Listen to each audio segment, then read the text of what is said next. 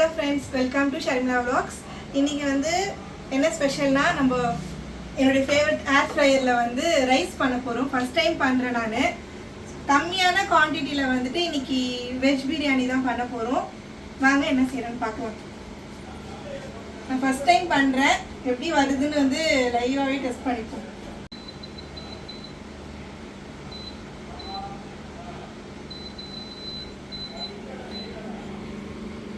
நான் 20 மினிட்ஸ் வந்து பாயிலிங்கில் வச்சுருக்கேன். அப்பப்போ எடுத்து நம்ம வந்து இது பண்ணிக்கலாம். லைட்டாக ஹீட் ஆகட்டும். லைட்டாக ஹீட் ஆனோடனே நம்ம ஆயில் ஊற்றி நம்ம ஆஸ் யூஷுவல் எப்படி பண்ணுவோமோ சேம் மெத்தட்லேயே பண்ணலாம். ஸ்டாப் பண்ணிக்கோங்க. ஏர் ஃப்ரையரில் வந்துட்டு இந்த மாதிரி ஒரு பிளேட் ஒன்று கொடுத்துருப்பாங்க. இதை நம்ம எடுத்துடலாம். இதை வேணாம், வெறும் எம்டியான சர்ஃபேஸில் மட்டும் தான் நம்ம பண்ண முடியும். இப்போ இதில் வந்து ஆயில் ஆட் பண்ணிக்கலாம். நம்ம ஆஸ் யூஷுவல் என்னென்ன பண்ணுவோமோ அதே மெத்தடு தான். மினிமலான ஆயில் ரொம்ப ஆட் பண்ணிக்க வேணாம்.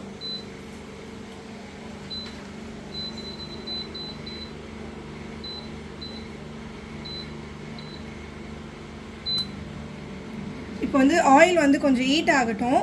ஹீட் ஆகும்போது நம்ம வந்து அதில் என்னென்ன மசாலாஸ்லாம் ஆட் பண்ணுவோமோ சேம் மசாலாஸ் எல்லாம் ஆட் பண்ணிவிட்டு நம்ம கண்டினியூவாக பண்ணுவோம்.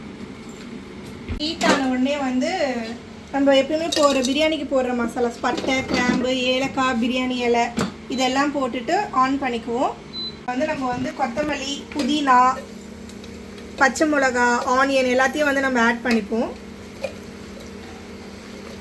இது நம்மளுக்கு ரொம்ப ஈஸியாக இருக்கும். எடுத்து அழகாக இப்படி எடுத்தோமா லைட்டாக வதக்கிட்டு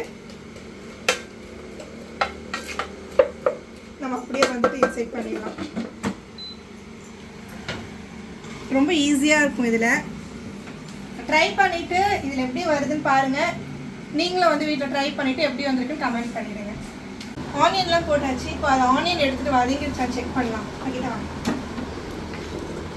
ஃப்ரெண்ட்ஸ், நல்லாவே வந்து ஆனியன் வந்து கோல்டன் ப்ரௌன் இதுக்கு வந்திருக்கு. இப்போ இதில் வந்து நம்ம இஞ்சி பூண்டு பேஸ்ட் ஆட் பண்ணிக்கலாம். இப்போ இதில் வந்து நம்ம இஞ்சி பூண்டு பேஸ்ட் வந்து ஜிஞ்சர் கார்லிக் பேஸ்ட் ஆட் பண்ண போகிறோம்.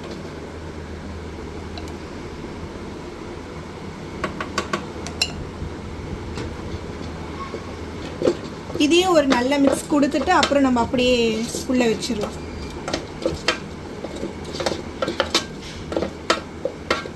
நீங்கள் இதுக்கு ஸ்டீல் கரண்டிலாம் போடாதீங்க. நீங்களும் வந்து வுடன் கரண்டியே வந்து யூஸ் பண்ணிக்கோங்க. ஸ்டீல் போட்டிங்கன்னா அதில் வந்து ஸ்க்ராச்சஸ் வரும். நான் 200 டிகிரி செல்சியஸில் வச்சுருக்கேன்.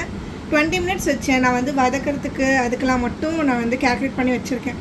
டோட்டலாக எவ்வளோ மினிட்ஸில் வந்து டிஷ் வந்து ரெடி ஆகுதுன்றதை லாஸ்ட்டாக உங்களுக்கு நான் சொல்லுவேன். ஓகே, நான் ஆல்ரெடி வந்து எடுத்து ஒரு மிக்ஸ் கொடுத்துட்டேன். நீங்கள் வந்து ஜிஞ்சர் கார்லிக் பேஸ்ட் போட்டு அப்படியே விட்டுறாதீங்க. ஒரு 1 மினிட் ஒரு 1.5 மினிட்ஸில் வந்து திரும்பி எடுத்து நீங்கள் ஒரு மிக்ஸ் கொடுத்துட்டு திரும்பி வச்சிங்கன்னா அதோடைய ஸ்மெல்லு அதெல்லாம் போயிட்டு பக்காவாக அது இதுவாகிடும். இப்போ அதில் வந்து நம்ம லைட்டாக நம்ம ஒயிட் புலாவ் தான் பண்ணுறோம். அதனால் வந்துட்டு வெறும் டர்மரிக் பவுடர் மட்டும் கொஞ்சமாக ஆட் பண்ணிக்கலாம். கொஞ்சோண்டு கரம் மசாலா ஆட் பண்ணிக்கலாம் ஒரு ஃப்ளேவருக்காக. வேறு எதுவுமே நீங்கள் ஆட் பண்ண வேணாம்.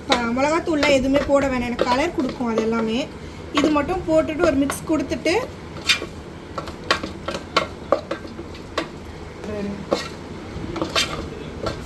ஒரு மிக்ஸ் கொடுத்துடுங்க. ஏன்னா இதில் வந்து நம்ம ஸ்பைசினஸ்க்காக நம்ம 2 சில்லி போட்டிருக்கோம். நம்ம வந்து கொஞ்சமான குவான்டிட்டி தான் செய்கிறனால அதிகமான காரம் தேவைப்படாது. எங்கள் வீட்டில் நாங்கள் எல்லாருமே வந்து இந்த பட்டாணி வந்து நல்லா விரும்பி சாப்பிடுவோம். இதுவும் வந்துட்டு பேக்கெட் கிடையாது. இப்போ சீசன்றனால வாங்கிட்டு வந்து பீல் பண்ணி வச்சுருக்கோம். பட்டாணி ஆட் பண்ணிக்கலாம். பட்டாணி ஆட் பண்ணிவிட்டு இதில் வந்து அப்படியே சால்ட் ஆட் பண்ணிக்கலாம்.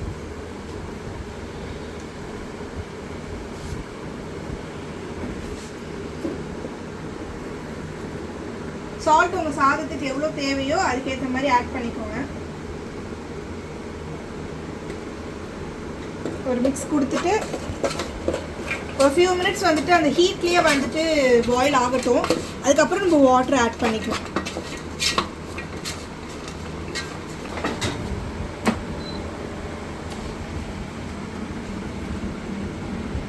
நம்ம வந்து பட்டாணியும் வந்து போட்டு ஒரு மிக்ஸ் கொடுத்துட்டு உங்களுக்கு பார்த்தாலே தெரியும் பட்டாணி கலரில் லைட்டாக சேஞ்ச் ஆகிருக்கு. நான் இதில் வந்து 1 டம்ளர் அளவுக்கு பாஸ்மதி அரிசி எடுத்திருக்கேன். அப்போது சேம் ரேஷியோவில் வந்து 1.5 டம்ளர்ஸ் வந்து நம்ம வாட்டர் ஆட் பண்ணிக்கலாம். நீங்கள் எந்த அரிசி எடுக்கிறீங்களோ அதுக்கேற்ற மாதிரி தண்ணி ஆட் பண்ணிக்கோங்க.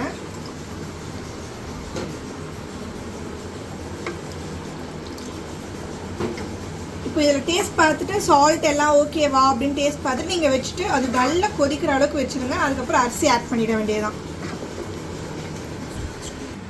நான் வந்து 20 மினிட்ஸ் வச்சேன். 10 மினிட்ஸ்லேயே வந்துட்டு நம்ம வந்து வாட்டர் வரைக்கும் ஊற்றியாச்சு. இன்னும் ஒரு 2 to 3 மினிட்ஸில் வந்து ஆல்மோஸ்ட் பாயில் ஆகிடும் வாட்ரு. எனக்கு தெரிஞ்சு 20 மினிட்ஸ்லேயே வந்துட்டு ஏர் ஃப்ரையர் வந்து புலாவ் நம்ம ரெடி பண்ணிடலாம். விசில் வைக்க வேணாம், தம் போட வேணாம். இதுலேயே ரெடி பண்ணிவிட்டு ஒரு 2 to 3 மினிட்ஸ் அது ஹீட்லேயே இருந்தாலே பர்ஃபெக்டாக ரெடி ஆகிடும். தண்ணி நல்லா சூடாகிடுச்சு. இப்போ நம்ம இதில் வந்து அரிசி ஆட் பண்ணிடலாம். வாஷ் பண்ணி எடுத்து வச்சுருக்கேன். இதில் வந்து இப்போ அரிசி ஆட் பண்ணிக்கலாம். நான் 1 டம்ளர் பாஸ்மதி ரைஸ் எடுத்து வச்சுருக்கேன். நல்லா வாஷ் பண்ணி வச்சுருக்கேன். நான் ஃப்ளேவருக்காக வெறும் ஆஃப் டொமேட்டோ தான் போட்டிருக்கேன். ரொம்ப போட வேணாம். நம்ம சும்மா அதோடய ஃப்ளேவர் வந்து இறங்கிறதுக்காக நம்ம அப்படியே டெக்கரேட் பண்ணி அழகாக வச்சு மிக்ஸ் அப்படியே எடுத்து நம்ம உள்ளே வச்சிட முடியாது. திரும்ப காட்டிங்க மேலே தக்காளி நான் உள்ளே போட்டு மிக்ஸ் பண்ணல, அப்படியே மேலே மட்டும்தான் வச்சுருக்கேன். ஓகே ரைஸ் ஃபைனலாக வந்துட்டு ரெடி ஆகிடுச்சு. நம்மளுடைய ரைஸ் வந்து சூப்பராக வந்து உதிரியாக பக்காவாக ரெடி ஆகிடுச்சு. டேஸ்ட் பார்த்துட்டு எப்படி இருக்குன்னு சொல்லுங்கள்.